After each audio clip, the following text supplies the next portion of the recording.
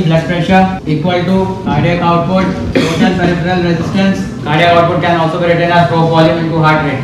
So blood pressure, what is blood pressure? Is basically can be a product of stroke volume, heart rate and total peripheral resistance. So with that we have seen that because stroke volume is contractility dependent, so it is this part is controlling the systolic blood pressure, total peripheral resistance is controlling the diastolic blood pressure, heart rate is controlling partly systolic and diastolic blood pressure both.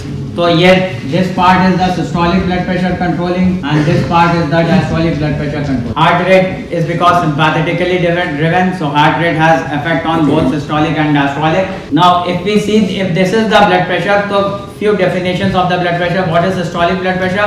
Systolic blood pressure is that part of the blood pressure which is during the systolic phase of the heart, which happens to be the normal value 100 to 140 millimeters of mercury. Diastolic blood pressure, that part of blood pressure which is during the diastolic phase of the heart, the normal value is 60 to less than 90. This we have already done that. Now few more definitions. Pulse pressure. Pulse pressure is systolic blood pressure minus the diastolic blood pressure. And one more definition. Mean arterial pressure. Mean arterial pressure is diastolic blood pressure plus 1/3 of pulse pressure. And why is it so? Because in the cardiac cycle, your systolic phase is just 1/3 and diastolic phase is 2/3. So that is why mean arterial pressure is not just the sum of the two both. It is 1/3 systolic, 2/3 diastolic. Usko mathematically if you calculate, it comes down to this formula. So it is basically mean arterial pressure is nothing but 1/3 of systolic and 2/3 of diastolic blood pressure, which adds up to this. Why 1/3 and 2/3? Because cardiac cycle is of 0.8 second. Of that 0.2 second is systolic and 0.6 second is diastolic. तो अब बात आती है कि ये control कैसे करें. So the controlling mechanisms we have already seen that we can control this by increasing or decreasing either of this. Controlling mechanisms in play are the immediate control mechanism which is in play is the baroreceptor. Immediate short term play which happens like if I am sitting down or lying down and if I get up, immediately the blood pressure will fall and a baroreceptor is going to trigger. That is what the experiment that you do in the human lab. Okay, effect of posture, which is baroreceptor driven. And the long term effect is the renal control. The long term effect is the renal control. Renal control mechanism जो आज का topic है is not a minute to minute control. Renal control mechanism is over a period of days. Short term, immediate within minutes and seconds, baroreceptor. Long term over days and weeks, renal control. In between you have other mechanisms in play like you have CNS ischemic response. Then we have stress relaxation. This does not mean anxiety stress. Stress relaxation means the vessels, if the blood volume is increasing, the vessels are going to adjust themselves, adjust the dimension and stretch out. ठीक है. So it is the stress is basically the stretch. ठीक है. Stress is basically the stretch. The stretch of the vascular distensibility. The veins are going to dilate and they are going to accommodate excess blood volume जाएगा उसको dilate कर लेंगे. अगर excess blood volume आया, blood में अगर volume increase कर गया, तो अगर blood का volume increase करेगा, the blood volume increases, that volume is going to increase the pressure. That volume is going to increase the pressure because it will increase the preload. But that will not happen because the veins are going to distend and accommodate the same. And that these are the intermediate term mechanisms. So we concentrate on the renal control of the long term control of the blood pressure or the renal control of the blood pressure. The same topic in the renal अगर जो renal system excretion पढ़ाया जाएगा, the same topic would be written as tubuloglomerular feedback. So that what is that? Now we start with the nephron. In a nephron, this is a typical structure of the nephron. This is the Bowman's capsule and the arrow which I am trying to make over here. The arrow which I am trying to make over here is the arteriole. So this is the afferent arteriole. Afferent arteriole brings in blood into the glomerulus. And with the efferent arteriole it goes out. Afferent से आना, efferent से exit. ठीक है. तो afferent से आता है अंदर. So afferent से अंदर आते हैं. So afferent arteriole brings in blood, efferent arteriole takes away blood. This is our general thumb rule. Over here also this goes the same. Now, as the blood comes into this, the blood would have some water pressure. Blood would have some water pressure, the pressure which you call as the hydrostatic pressure. Hydrostatic, water and static is the head. So it is the water head pressure. That is the hydrostatic pressure. That hydrostatic pressure is going to force. We have because of the pressure, we have diffusion taking place into this. Diffusion of water takes place into this. Everything diffuses. A general thumb rule excretion का part है. अभी excretion is not the topic of today. So I just give you a brief just over here. When there is a pressure head over here, everything filters except for whatever cannot be filtered. What cannot be filtered is protein cannot be filtered. So except for protein, everything filters. The four laws of Starling के चारों law जो oedema पे काम करते हैं वो भी यहाँ पे काम करते हैं. What are the four laws? What are the Starling's law? Starling के four forces of Starling. So what we have? Starling के four forces: hydrostatic pressure, colloidal osmotic pressure, yeah, also called as oncotic pressure. ये दो ही नाम याद रखना है. Membrane होगा, membrane के एक साइड और दूसरे side. So you have both the forces on both the sides. So you have hydrostatic pressure in the arteriole. You have colloidal osmotic or oncotic pressure in the arteriole, which is provided by the protein, and you have the hydrostatic pressure in the arteriole, which is provided by the water pressure. Similarly, you have hydrostatic pressure inside the nephron, क्योंकि ये diffuse होके इधर आ रहा है, so you have hydrostatic pressure inside the nephron, and similarly there could be a oncotic pressure inside the nephron, but in nephron के case में ये वाला part missing होता है because protein filter नहीं होता. That is a special case scenario, but वो हमारा भी reference point नहीं है. So what I am trying to refer over here is that the point that I am trying to build up over here is that when is this pressure going to increase? When there is more blood flowing in. When this pressure is going to increase, when there is more blood flowing in, hydrostatic pressure कब बढ़ेगा? ये simple one liner answer. Afferent arteriole से water is going to diffuse. When it is going to diffuse? When there is more water pressure over here, that is going to push the water. If the more water, यानी more water कहाँ से flow करेगा? Water is not flowing. Plasma and blood is flowing. If there is more blood and plasma flowing into the afferent arteriole, so there would be more pressure and more push of that water into the Bowman's capsule, right? And then there would be more water flowing into, यानी कि more hydrostatic pressure. When there would be more blood flow into this. When the blood flow is going to increase. If you have more blood volume, if you have more blood volume, there would be more nicely coming up. When there is more blood volume, sodium keeps water. जहाँ sodium वहाँ पानी. Sodium is a water carrying ion. So wherever there is sodium, you have water going around that. So water sticks around sodium. So you have more sodium in the water, more blood volume. Example: when there is you have more blood pressure. If the pressure in this arteriole is more, because of the pressure क्यों बढ़ेगा? इसका diameter कम ज़्यादा हो जाएगा. So you have whatever एक logic one answer. This pressure is going to increase when there is more push from this way to this way. And who is pushing this?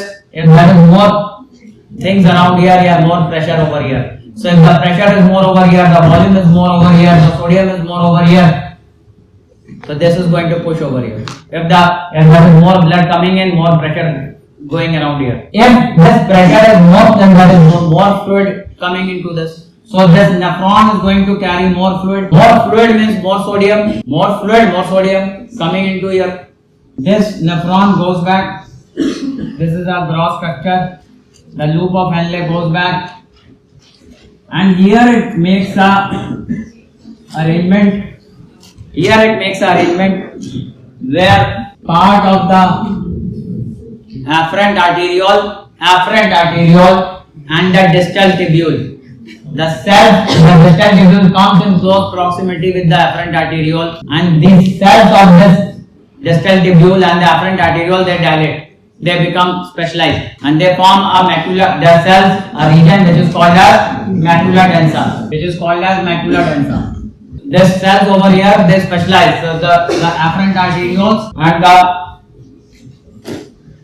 distal convoluted tubule, they have come in close proximity, and cells over here have become specialized. It senses the sodium load. So वापस उसी बात पे आते हैं. If there is more filtration coming over here, if there is more filtration going, that means good pressure is there, good volume is there, good flow is there, good hydrostatic pressure is there, good glomerular filtration is taking place. This also covers your GFR, that is glomerular filtration topic. So good glomerular filtration is taking place, more filtrate is reaching the afferent arteriole, this JG apparatus, more sodium is reaching along with that filtrate, and that filtrate remains satisfied, and that filtrate is not working. ठीक है? So with a good sodium overload, good sodium load arriving at the filtrate is not working. So it is something like that. इसको समझने के लिए, याद करने के लिए general thumb rule. We have a switch. We have a switch like this. और नीचे से अगर प्रेशर पड़ रहा है, तो स्विच ऑफ है. स्विच ऊपर है तो switch is of. The moment this pressure decreases, the switch will fall. Switch fall करेगा तो ऑन हो जाएगा. It will get triggered. The same analogy goes over here. If good filtrate load of sodium and fluid is arriving at this place, it is keeping the switch off and it is not working. Then this filtrate load will go down, the sodium load will go down, this pressure will fall and the switch will fall. We are okay? एक बार फिर से ये बात important है. Fundamentally glomerular filtration हो रहा है. हिंदी में बता रहा हूँ. ग्लोमेरुलर फिल्ट्रेशन हो रहा है. ग्लोमेरुलर फिल्ट्रेशन कब होगा? जब प्रेशर यहाँ पर ज्यादा होगा. प्रेशर कब ज्यादा होगा? जब हाइड्रोस्टैटिक प्रेशर ज्यादा होगा. हाइड्रोस्टैटिक प्रेशर कब ज्यादा होगा? जब ज्यादा सामान अंदर आ रहा है. ज्यादा सामान अंदर आ रहा है मतलब ज्यादा वॉल्यूम में प्रेशर में फ्लूइड फिल्ट्रेट आ रहा है. जब ज्यादा प्रेशर यहाँ पे दबाव बन रहा है तो उस कैपिलरी से दबाव के अगेंस्ट फिल्टर होके ग्लोमेरुलर फिल्ट्रेट बन रहा है और ज्यादा अमाउंट ऑफ फिल्ट्रेट आ रहा है. फिल्ट्रेट के साथ सोडियम भी आ रहा है, पानी भी आ रहा है. और ये जो फिल्ट्रेट का लोड है घूम करके यहाँ पर वापस आ रहा है जेजी apparatus को, और जेजी apparatus पर फिल्ट्रेट का लोड सेंस किया जा रहा है. जेजी apparatus फिल्ट्रेट लोड में सोडियम लोड को सेंस कर रहा है. तो in one line, in one word, we can just remember JG apparatus is sensing the sodium load. That's it. And with reverse calculation, what we can infer is that the sodium load will decrease when the filtrate load will decrease. The sodium load will decrease when the filtrate decreases because of the pressure load.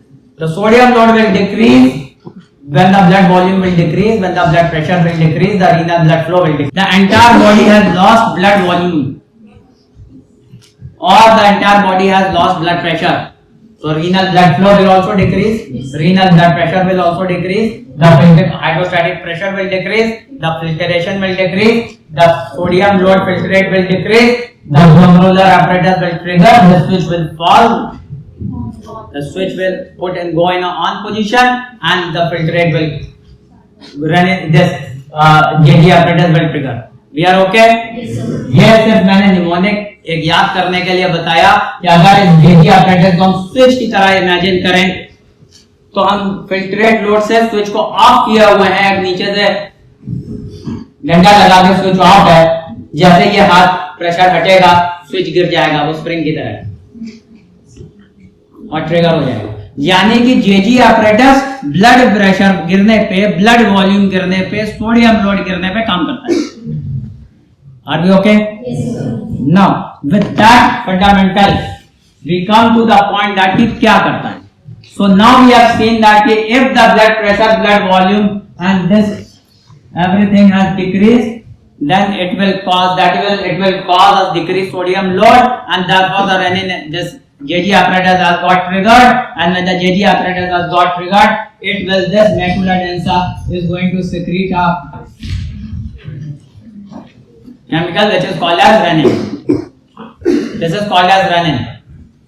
Now this renin is going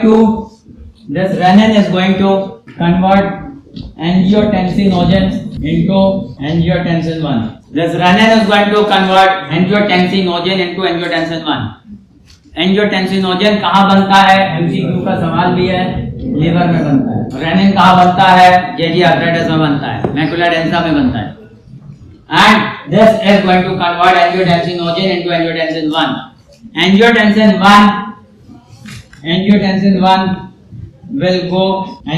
1 would be converted into angiotensin 2. Angiotensin 2 में convert करने के लिए we need enzyme which is known as angiotensin converting enzyme. For angiotensin 1 to be changed into angiotensin 2, we need angiotensin convertase enzyme. In short, also called as ACE enzyme. Very important. का सवाल, where is this angiotensin converting enzyme produced?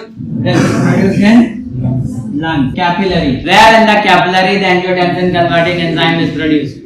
So it is produced in the endothelial cells. It is produced in the endothelial cells of the capillary of the lungs. Angiotensin 2 is a very powerful vasoconstrictor. There was low blood pressure, there was low blood volume, and we know that, and we have just seen that blood pressure is equal to cardiac output into total peripheral resistance. And total peripheral resistance depends upon the resistance, यानी कि vascular tone.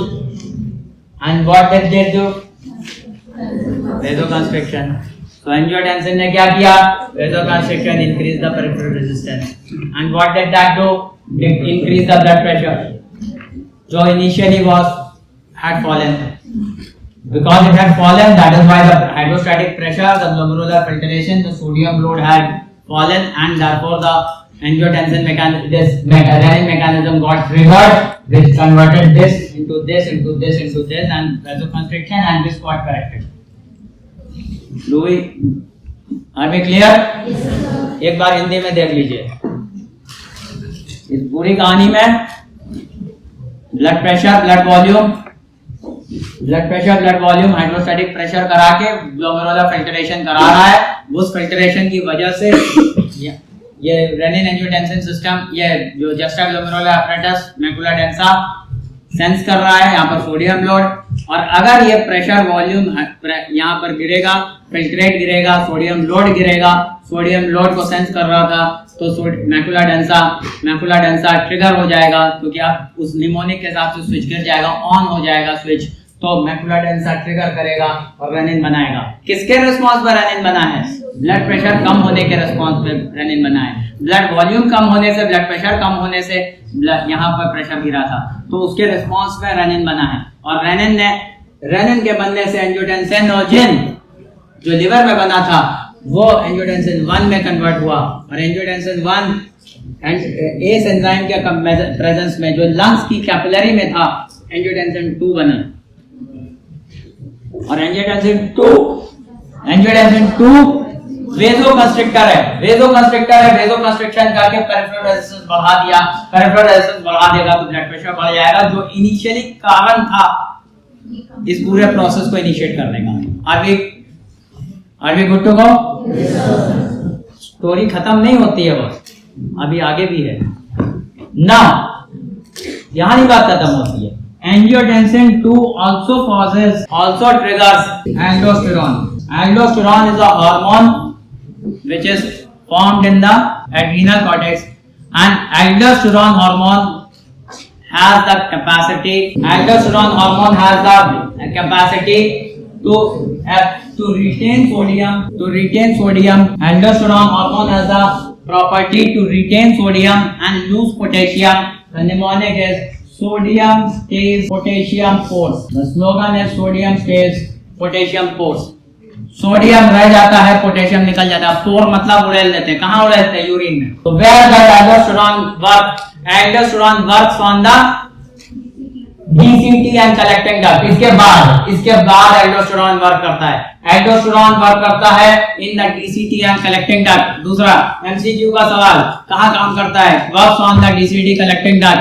Where in the DCT collecting duct? It works on the principal cells of the collecting duct, not the college वाला principle, not that TLE वाला principle. So it is also called as, in short, it is also called as, इतना याद करने की जरूरत भी नहीं है, works on the P cell. So we cut the story short, we'll detail out over there to make our life simple.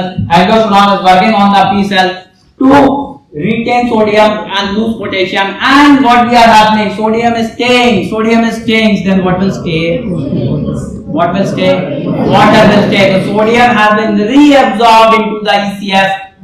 How? We will see later in the kidney. So sodium would be reabsorbed into the ECF, into the system, and if the sodium has been reabsorbed, what will happen? What would happen? The blood volume will increase. If the blood volume increases, blood pressure increases, blood volume increases,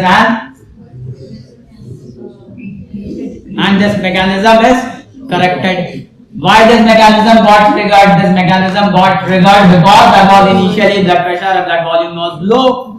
Because of that, the sodium load was sent low over here, which triggered the renin-angiotensin system and formed the angiotensin 2, which caused vasoconstriction and caused increase in the peripheral resistance. At the same time, it triggered aldosterone, which caused the sodium to stay, and with the staying of the sodium, the blood volume and the pressure increased. Pressure to बढ़ गया था. Now this has also caused increase in the blood volume, and because of the increase in the blood volume going into the preload, यानी कि stroke volume will increase and the cardiac output will increase. How this has corrected peripheral resistance, this has also corrected the stroke volume. Okay, stroke volume was dependent on the blood volume in the venous rhythm. Now this also causes,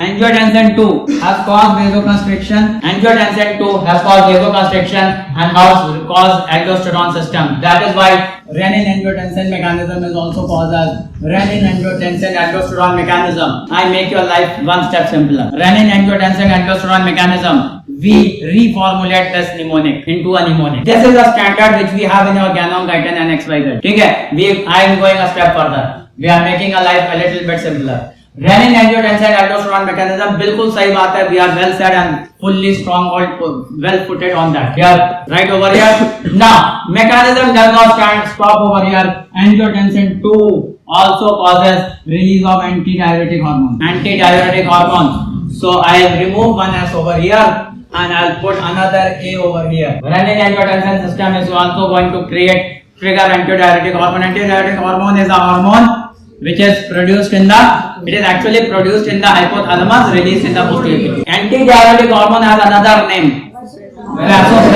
vasopressin. Antidiuretic hormone has a name, vasopressin. इसका नाम ही है vasopressin.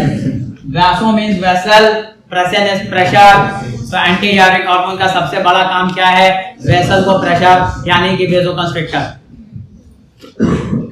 And antidiuretic hormone, नाम ही उसका antidiuretic hormone है. So इसका दूसरा काम क्या है? Water retention. So now again what has happened? Because antidiuretic hormone, the peripheral resistance has increased because it is a very strong vasoconstrictor. In fact, it is a stronger vasoconstrictor than angiotensin 2. And it is also an antidiuretic hormone, so it has a water retention capacity, so it has increased. The sodium has been called, with that the water has been called. Antidiuretic hormone has also retained further water, so blood volume has increased further. कहानी अभी भी नहीं खत्म हुई.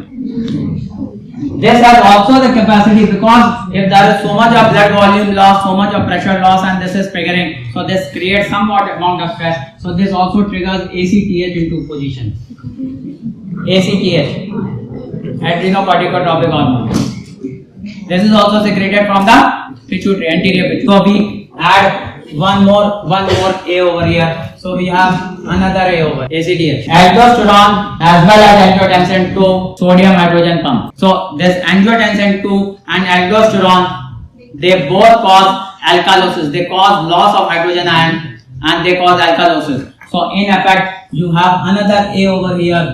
I will write AK so that we don't confuse with acidosis. So angiotensin 2 and aldosterone, by their action of hydrogen loss on the hydrogen pump in the nephron, they cause loss of hydrogen ion and cause alkalosis. Angiotensin 2 has also the capability to cause noradrenaline. So I'll write A over here and I'll write an N over here, so that we can write adrenaline, and so they activates noradrenaline. Noradrenaline itself is a vasoconstrictor and it is causing the vasoconstriction effect.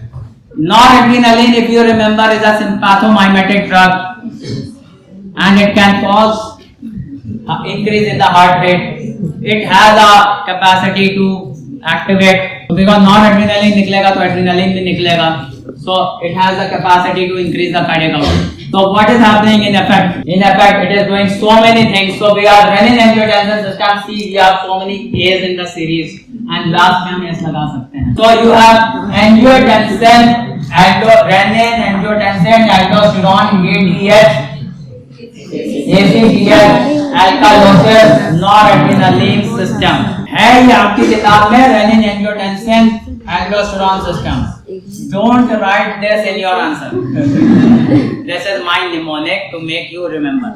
With this mnemonic, what you know now that what are the actions of angiotensin? Angiotensin 2 is not just a vasoconstrictor, but it is a secretor of this and this and this and this.